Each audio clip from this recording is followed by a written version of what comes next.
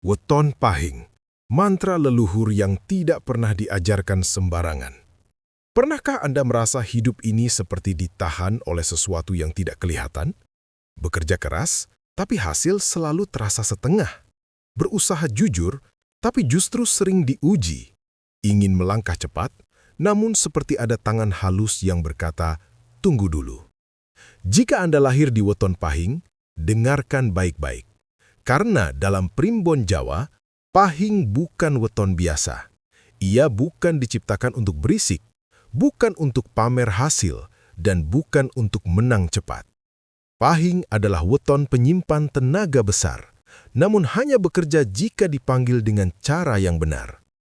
Banyak orang pahing tidak sadar, selama ini hidupnya seperti mesin kuat yang berjalan di setengah daya.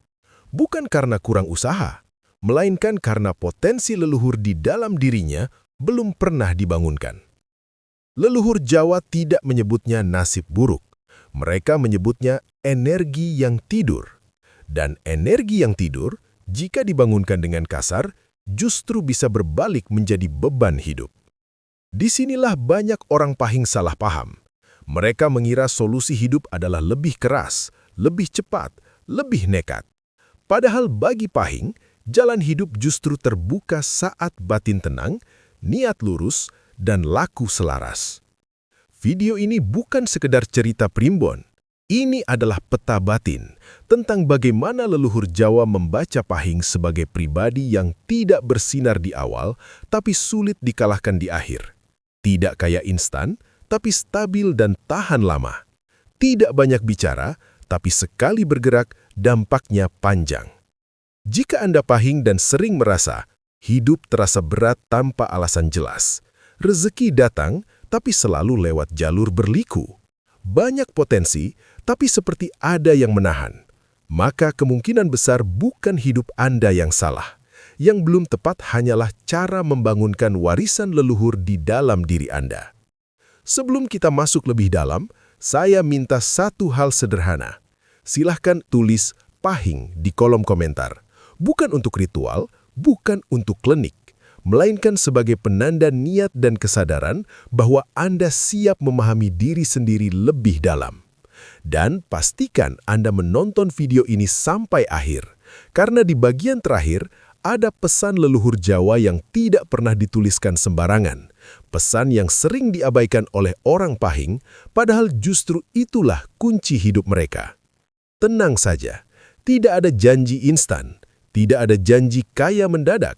Yang ada hanyalah satu hal, jalan hidup yang akhirnya terasa selaras dengan diri Anda sendiri. Dalam pandangan primbon Jawa, weton pahing sering disalahpahami. Ia tidak dilahirkan untuk mencuri perhatian, tidak pula untuk menang cepat. Justru karena itulah, banyak orang pahing tumbuh dengan perasaan aneh, merasa mampu, namun seperti selalu ditahan oleh keadaan. Leluhur Jawa menyebut pahing sebagai weton isi gede, kulit tipis. Artinya, kekuatannya besar di dalam, namun tidak mencolok di luar. Orang pahing sering tampak biasa saja, bahkan dianggap lambat. Padahal, di balik ketenangan itu, batinnya bekerja lebih keras dari yang terlihat.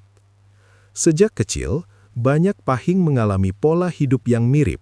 Mereka jarang dimanjakan oleh keadaan. Masalah datang lebih awal, tanggung jawab terasa lebih berat, dan kegagalan sering muncul bukan karena malas, melainkan karena hidup seperti memaksa mereka belajar lebih cepat dari yang lain. Ini bukan kebetulan. Dalam primbon, pahing memang dititipi beban batin lebih padat, karena ia disiapkan untuk menjadi penyangga, bukan penikmat sesaat. Pahing tidak cocok dengan jalan hidup yang instan. Saat dipaksa mengejar hasil cepat, hidupnya justru sering kacau. Uang datang lalu pergi, hubungan terasa tidak stabil, dan batin seperti terus bergesekan dengan keadaan. Namun saat pahing mulai memahami iramanya sendiri, sebuah perubahan halus mulai terasa. Ia tidak lagi memaksa keadaan, melainkan membiarkan hidup bergerak selaras dengan napas batinnya. Ciri khas lain dari pahing adalah ketajaman rasa. Ia peka, namun sering memilih diam. Ia tahu, namun tidak selalu ingin menjelaskan. Sayangnya, dunia modern sering menilai diam sebagai lemah. Padahal bagi Pahing, diam adalah cara mengumpulkan tenaga. Primbon mengingatkan satu hal penting. Pahing yang menekan perasaannya terlalu lama, tanpa ruang untuk memahami dirinya sendiri, akan berubah menjadi pribadi yang lelah secara batin. Bukan karena kurang kuat, melainkan karena terlalu lama menyimpan energi tanpa arah. Itulah sebabnya banyak Pahing merasa hidupnya tertunda. Bukan tertunda oleh orang lain, melainkan oleh kesadaran yang belum sepenuhnya terbuka. Saat kesadaran itu mulai muncul, saat Pahing berhenti membandingkan dirinya dengan orang lain, barulah kekuatan aslinya perlahan naik ke permukaan. Tidak meledak, tidak dramatis, tapi konsisten. Dan di titik inilah, leluhur Jawa selalu memberi pesan yang sama. Pahing iku dudu kanggo pamer, nanging kanggo tahan.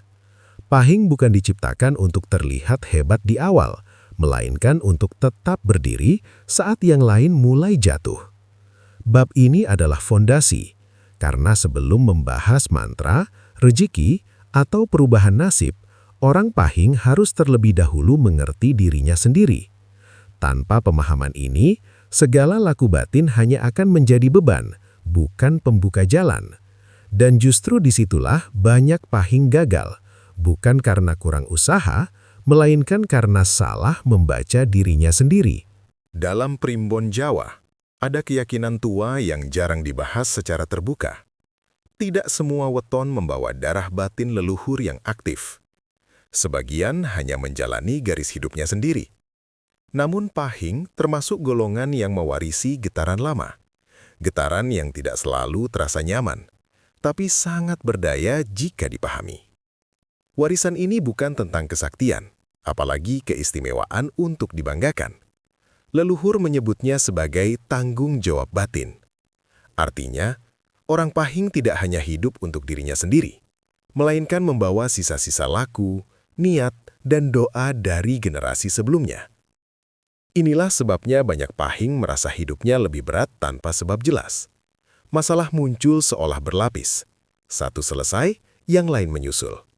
Bukan karena sial, melainkan karena batinnya sedang ditempah agar cukup kuat menampung energi itu. Darah batin Pahing membuat mereka sering mengalami hal-hal yang tidak dialami orang lain. Mudah merasa tidak cocok dengan lingkungan tertentu.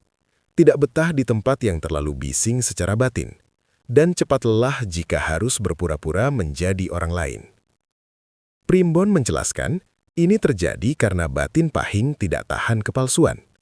Ia bekerja paling baik saat hidup dijalani dengan jujur, pada diri sendiri, bukan pada penilaian luar. Warisan leluhur ini juga menjelaskan satu hal yang sering membingungkan Pahing. Mengapa intuisi mereka sering tepat, namun justru sering diabaikan oleh orang sekitar?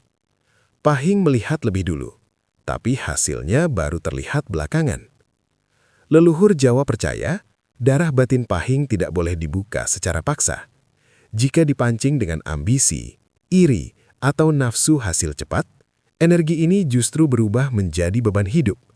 Emosi tidak stabil, keputusan melenceng, dan hubungan mudah retak.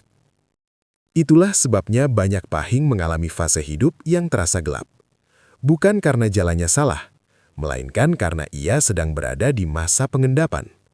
Pengendapan ini penting, seperti air keruh yang harus dibiarkan tenang agar jernih kembali. Pahing yang memaksa keluar dari fase ini biasanya akan jatuh berulang kali hingga akhirnya sadar bahwa yang dibutuhkan bukan kecepatan, tapi keselarasan. Saat darah batin leluhur mulai selaras dengan kesadaran diri, perubahan kecil mulai terasa. Emosi lebih terkendali, pilihan hidup terasa lebih pas, dan kehadiran Pahing mulai terasa tanpa harus bicara banyak. Di titik ini leluhur selalu mengingatkan, sing kuat kuwi dudu sing gebrak, nanging sing sanggup ngendap. Yang kuat bukan yang paling keras, melainkan yang mampu tenang di tengah tekanan. Poin ini penting dipahami sebelum melangkah lebih jauh, karena mantra, laku, dan pembuka rizki apapun tidak akan bekerja pada Pahing jika darah batinnya masih bertabrakan dengan ambisi dan kegelisahan. Dan disinilah rahasia sebenarnya. Ketika Pahing berhenti melawan dirinya sendiri, leluhur berhenti menguji dan mulai membuka jalan. Dalam Primbon Jawa, mantra bukanlah alat sulap. Ia tidak diciptakan untuk mempercepat nasib, apalagi untuk melompati proses hidup. Bagi Waton Pahing, mantra justru berfungsi sebagai pengunci arah batin, agar energi besar yang dimilikinya tidak bergerak liar dan saling bertabrakan. Kesalahan paling sering dilakukan orang Pahing adalah menganggap mantra sebagai jalan pintas. Padahal, leluhur Jawa dengan tegas mengingatkan, mantra hanya akan bekerja pada batin yang siap menampung perubahan. Mantra leluhur Pahing bekerja dalam 3 lapisan. Lapisan pertama adalah penjernihan niat. Saat diucapkan dengan kesadaran penuh, mantra perlahan membongkar dorongan-dorongan halus yang selama ini mencemari arah hidup. Keinginan diakui, ketakutan tertinggal, dan iri yang tidak disadari. Lapisan kedua adalah penyelarasan rasa. Pahing memiliki kepekaan tinggi, namun sering tidak sinkron antara pikiran dan perasaan. Mantra berfungsi menurunkan ritme batin, membuat keputusan lahir dari ketenangan, bukan reaksi. Lapisan ketiga adalah penguatan laku. Tanpa perubahan sikap hidup, mantra hanya akan menjadi gema kosong. Leluhur Jawa selalu menekankan, mantra yang tidak diikuti laku ibarat kunci tanpa pintu. Inilah sebabnya mantra Pahing tidak pernah diajarkan sembarangan. Bukan karena dirahasiakan, melainkan karena tidak semua orang siap memikul akibatnya. Saat mantra mulai bekerja, hidup Pahing akan berubah secara halus namun tegas. Hubungan yang tidak selaras akan menjauh, kesempatan baru muncul tanpa banyak tanda, dan pilihan lama yang tidak sehat perlahan terasa hambar.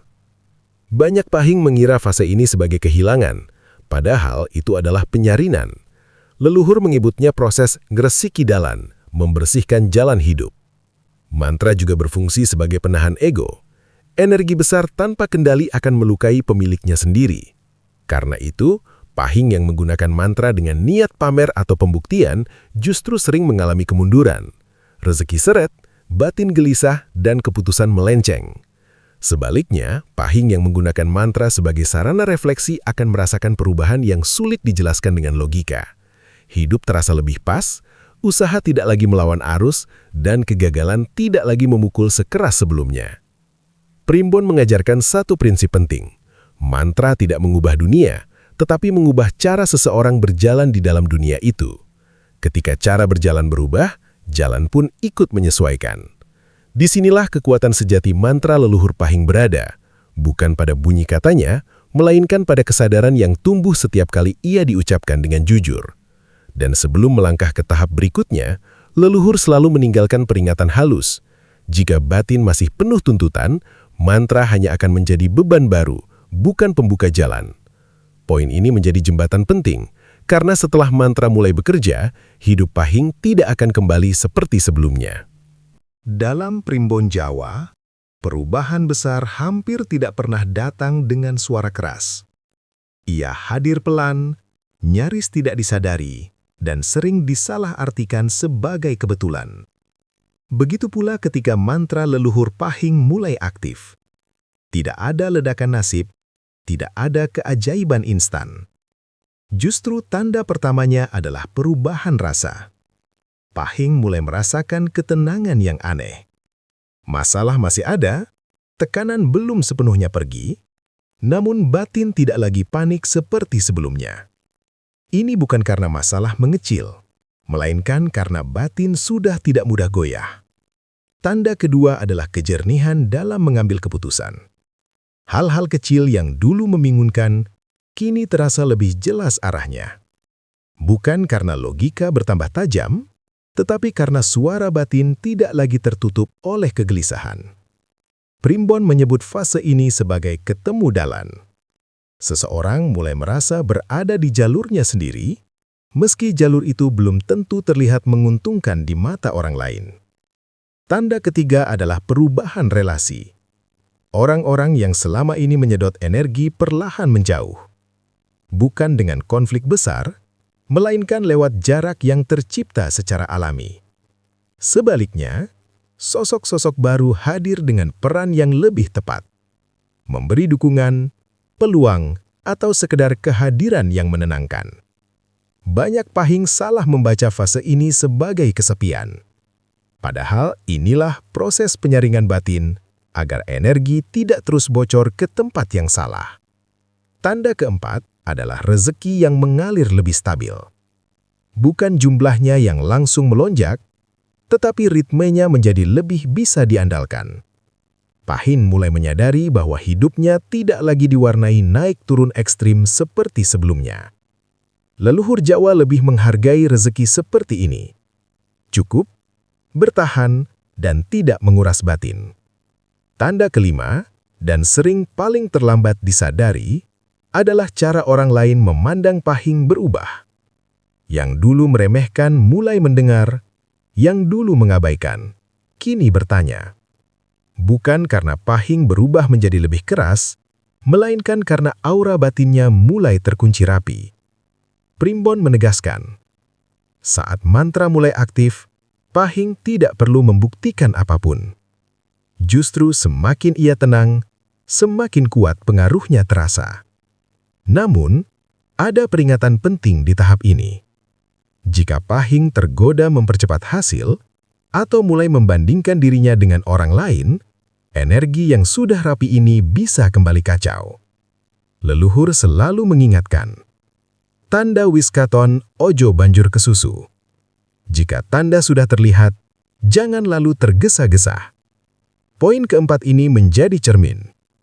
Bukan untuk membuat Pahing merasa istimewa, tetapi agar ia tidak salah membaca proses yang sedang berjalan. Karena perubahan sejati sering gagal, bukan karena tidak terjadi, melainkan karena tidak dikenali saat sedang tumbuh. Dalam Primbon Jawa, tidak ada pesan yang diulang sebanyak satu hal ini untuk weton Pahing. Ojo kesusu.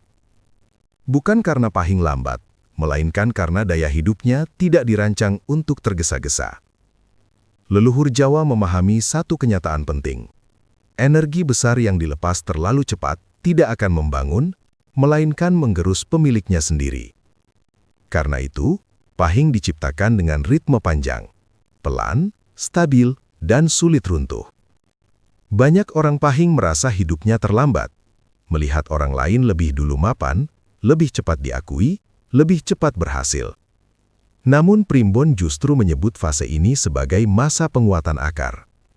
Yang terlihat tertinggal, sebenarnya sedang ditanam lebih dalam. Pesan leluhur sangat jelas, Pahing tidak ditakdirkan untuk bersinar di awal, tetapi bertahan saat sorotan mulai redup. Saat yang lain kehabisan tenaga, Pahing justru mulai menemukan iramanya. Karena itu, Pahing tidak boleh mengukur hidupnya dengan standar orang lain. Ukuran yang dipakai Pahing adalah ketenangan batin dan keberlanjutan hidup. Apakah keputusan hari ini membuat hidup lebih selaras? Apakah jalan yang ditempuh tidak mengorbankan kesehatan batin? Jika jawabannya ya, leluhur menganggap itu sudah kemajuan besar, meski belum terlihat mencolok. Pesan berikutnya adalah tentang kejujuran pada diri sendiri. Pahing yang memaksakan peran, mengejar pengakuan, atau hidup untuk memenuhi ekspektasi luar, perlahan akan kehilangan kekuatan aslinya. Sebaliknya, Pahing yang berani hidup sederhana secara batin, akan menemukan bahwa hidup mulai mendukung langkahnya, tanpa harus diminta. Primbon menyebut fase ini sebagai urip wisnyawiji, hidup yang tidak lagi terasa bertabrakan dengan diri sendiri. Di titik inilah, mantra leluhur berfungsi sepenuhnya. Bukan untuk menarik dunia ke arah Pahing, melainkan untuk menempatkan Pahing tepat di tempatnya. Dan saat seseorang berada di tempat yang tepat, rezeki, peran dan pengakuan akan mengikuti dengan sendirinya. Leluhur juga meninggalkan satu peringatan terakhir. Jangan tergoda untuk mengajari semua orang. Pahing tidak diciptakan untuk membuktikan kebenaran, melainkan untuk menjadi contoh ketenangan. Semakin Pahing diam, semakin berat bobot kehadirannya. Semakin sederhana sikapnya, semakin luas pengaruhnya. Bab ini menutup seluruh pembahasan dengan satu kesadaran penting. Mantra, weton, dan warisan leluhur bukan alat untuk menjadi lebih hebat dari orang lain. Ia adalah sarana untuk tidak lagi berperang dengan diri sendiri. Dan bagi Pahing, Saat perang batin berhenti, hidup tidak lagi terasa sebagai beban, melainkan perjalanan yang akhirnya bisa dinikmati dengan tenang. Jika Anda sampai di bagian ini, satu hal patut disadari. Tidak semua orang sanggup bertahan sampai akhir, dan itu selaras dengan watak weton pahing. Tidak tergesa, tidak ramai, tapi tuntas. Sepanjang pembahasan tadi, kita tidak berbicara tentang keajaiban instan. Tidak ada janji nasib berubah dalam semalam. Yang dibahas adalah cara membaca diri sendiri melalui kacamata leluhur Jawa, dengan jujur, tenang, dan tanpa paksaan. Pahing bukan weton yang ditakdirkan untuk hidup mudah. Namun ia selalu diberi satu kelebihan yang jarang dimiliki weton lain, ketahanan batin. Bukan tahan sakit, melainkan tahan berjalan panjang tanpa kehilangan arah. Jika hidup Anda selama ini terasa lambat, berat, dan penuh ujian, bisa jadi itu bukan tanda kegagalan. Itu tanda bahwa Anda sedang disiapkan, bukan sedang ditinggalkan.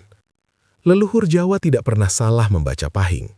Mereka tahu, orang pahing yang mampu menjaga laku, niat, dan kesadaran akan sampai pada titik di mana hidup terasa pas. Bukan karena semuanya sempurna, tetapi karena batin tidak lagi memberontak. Di titik itu, rezeki tidak lagi dikejar, pengakuan tidak lagi dipaksakan, dan hidup tidak lagi terasa seperti perlombaan. Jika Anda merasa pembahasan ini kena, bukan karena mistisnya, melainkan karena jujurnya, silakan klik tombol like sebagai tanda bahwa Anda menghargai proses, bukan sekadar hasil. Tulis di kolom komentar, pahing sedang berproses, sebagai pengingat untuk diri sendiri, bahwa hidup tidak harus cepat, yang penting tidak salah arah. Dan jika Anda ingin terus mempelajari primbon Jawa dengan pendekatan yang tenang, dalam, dan tidak menyesatkan, pastikan Anda subscribe dan aktifkan notifikasi. Bukan untuk mengejar jumlah, tetapi agar Anda tidak melewatkan pembahasan yang mungkin datang tepat di saat Anda membutuhkannya. Ingat satu pesan terakhir dari leluhur Jawa, yang tiba paling akhir bukan berarti kalah, seringkali justru yang paling siap. Terima kasih sudah berjalan sejauh ini. Jaga batin, jaga niat, dan biarkan hidup menemukan jalannya sendiri.